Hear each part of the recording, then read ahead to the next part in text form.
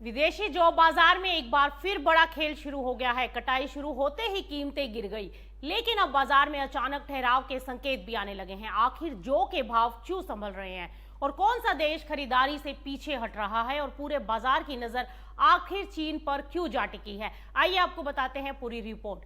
दरअसल ब्लैक सी क्षेत्र में जौ की फसल की कटाई शुरू होते ही बाजार में कीमतों पर दबाव बढ़ गया था, लेकिन अब हालात बदलते नजर आ रहे हैं और मौजूदा कीमतें किसानों की उम्मीदों से काफी नीचे जा पहुंची हैं।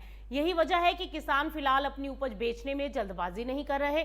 जब बाजार में बिक्री कम होती है तो सप्लाई भी लिमिटेड रहती है और यही वजह है कि कीमतों को फिलहाल कुछ सपोर्ट मिलता दिखाई दे रहा है। और दूसरी ओर मध्य यूक्रेन में लगातार हो रही बारिश ने भी कटाई की रफ्तार को धीमा कर दिया है, यानी नई फसल बाजार तक पहुंचने में देरी हो रही है और जिससे बाजार में स्टेबिलिटी के संकेत दिखाई दे रहे हैं। लेकिन तस्वीर का दूसरा पहलू भी उतना ही जरूरी है। उत्तर अफ्रीका से खरीदारी अभी भी कमजोर बनी हुई है और जबकि तुर्की इस साल जौ का आयात लगभग 90% तक घटा सकता है।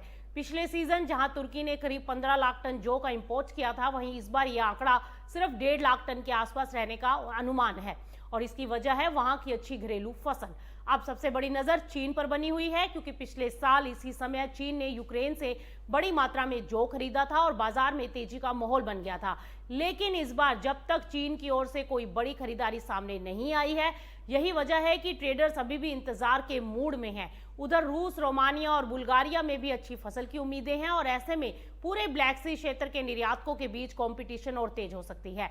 कमजोर तुर्की मांग की भरपाई के लिए अब एक्सपोर्टर्स की नजर उत्तर अफ्रीका और भूमध्य सागरीय देशों पर बनी रहेगी। तो कुल मिलाकर जौ बाजार इस समय ऐसे दोहराए पर आ खड़ा हुआ है कि एक तरफ किसानों की सीमित बिक्री और बारिश कीमतों को सपोर्ट दे रही है, तो दूसरी ओर कमजोर डिमांड और बढ़ती विदेशी कंपटीशन बाजार पर दबाव बनाए हुए है। और अब सबसे बड़ा सवाल यह है कि क्या चीन की नई खरीदारी जौ बाजार को नई रफ्तार दे पाएगी या फिर बढ़ती सप्लाई के बीच कीमतों पर दबाव बना रहेगा। फिलहाल ये आने वाले दिनों में इसी पर पूरे विदेशी बाजार की नजर बनी रहेगी।